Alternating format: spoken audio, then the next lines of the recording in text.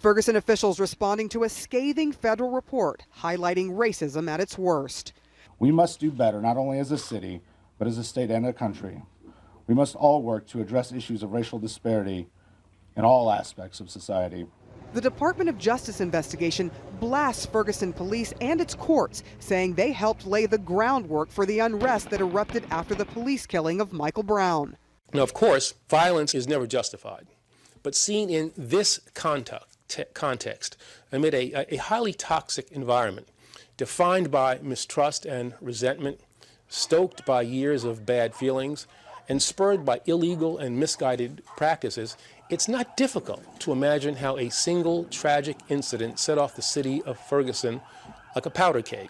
The DOJ points to the statistics for proof. Blacks in Ferguson twice as likely to be searched during vehicle stops than whites, though whites were found to have more contraband.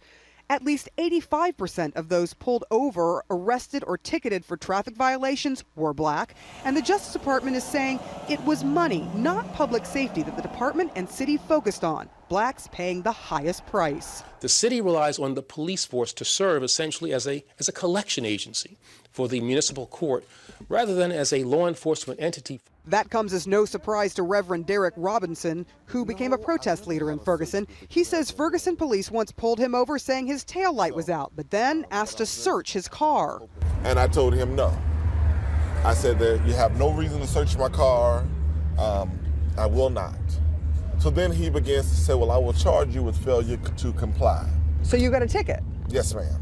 For failure to comply? To failure to comply. Failure to comply what? With the search of the vehicle.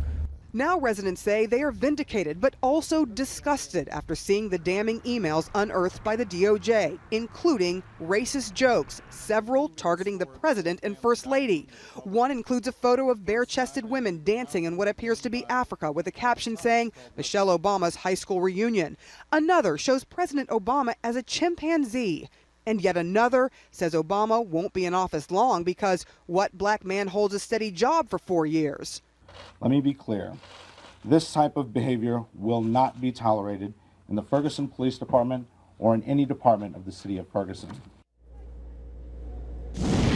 And the mayor made clear that during that press conference that one of the people who was accused of sending those emails has already been terminated. And then I spoke with a source who has knowledge of the investigation who said that 2 others will also no longer be working for the department.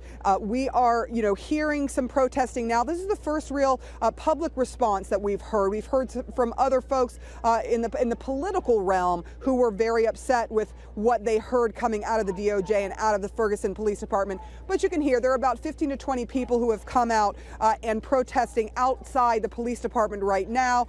These are a very strong core group of protesters who have protested for many, many, many months now. We're familiar with all of their faces, but certainly the situation here, people still upset because of all that information coming out from the DOJ.